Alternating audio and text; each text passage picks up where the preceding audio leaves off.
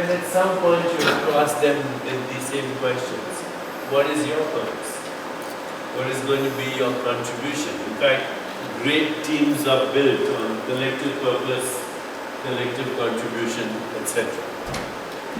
Okay, so let's see here. These are the fundamental reflections. We'll go more into it later. So since storytelling is part of the thing, let me share with you a story which you have heard, I think, but I'll share with the rest of you because it has something to do with my interest in leadership.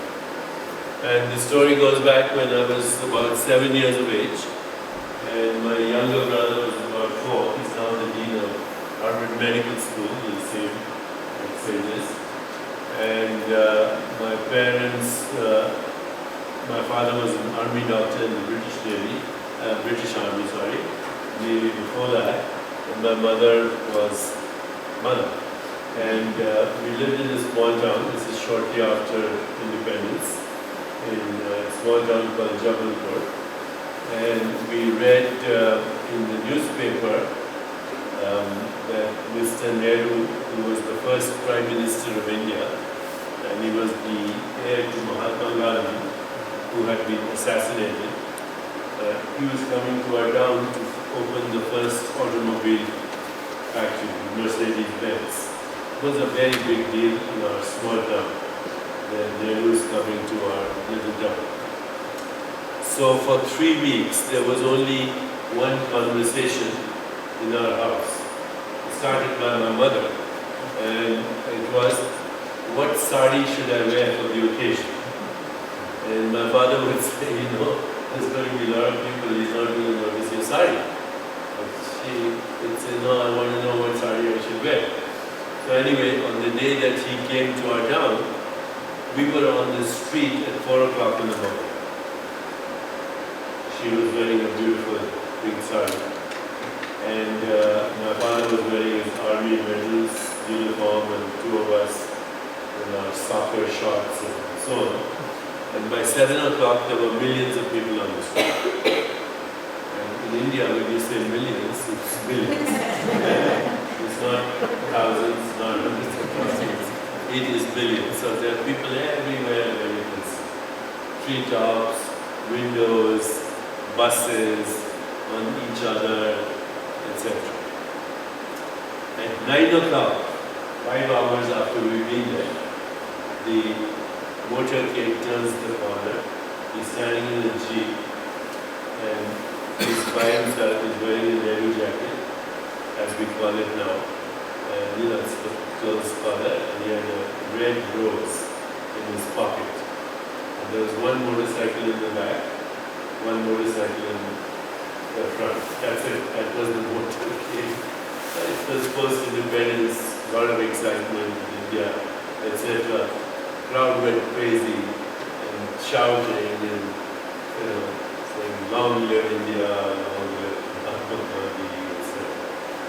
And his jeep slowly went by us, and then as it went by us, and this is a true story by the way, he turned and he looked at my mother, took his rose out and he threw it.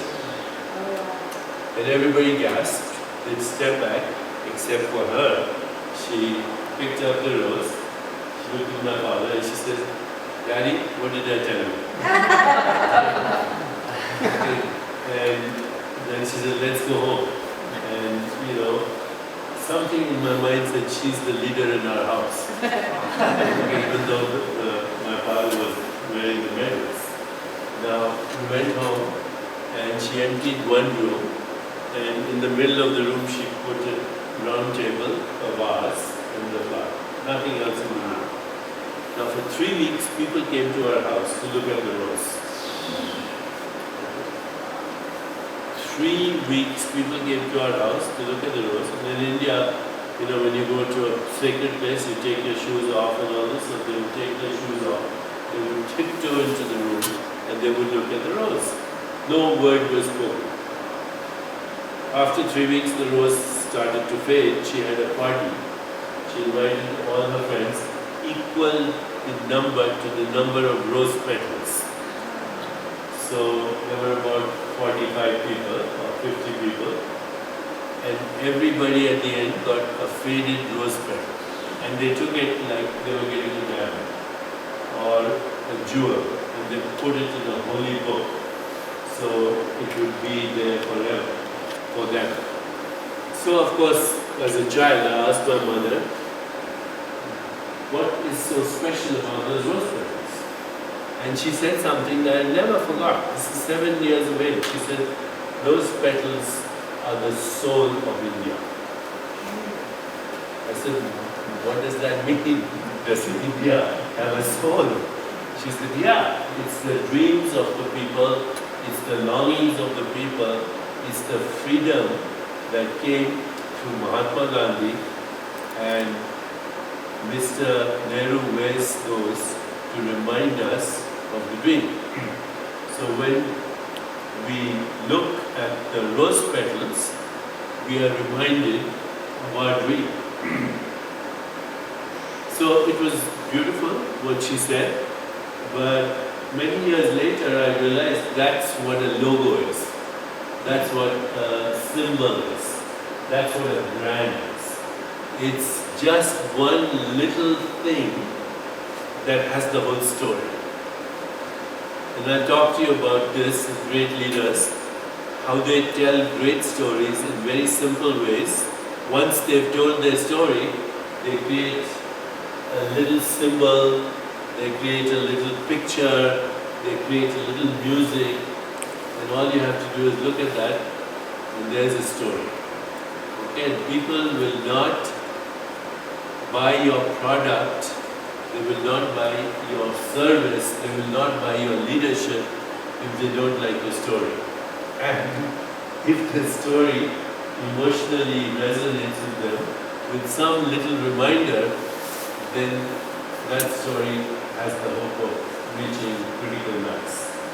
Coca-Cola has done it, Pepsi has done it, Volkswagen has done it, Harley-Davidson has done it, Starbucks has done it. They're great storytellers, but they could be better actually. They're great storytellers, they could be better if they knew the real spirit behind how it's done. Okay, so those are the most important things. And add to that one more, a symbol that is totally resonant with the story. People are not buying your leadership, they're not buying your product, they're not buying your service, they're buying you and your story. Okay, having said this now, let's go to the two, what time is it, just so I know? Dentro. So let's go to the most important thing, soul. Okay. And then we come back to this. And it's easy to talk here about soul because we're in Mexico. Everybody knows Alma, right? So, what is the soul? Where is it? This has been, in traditional religion,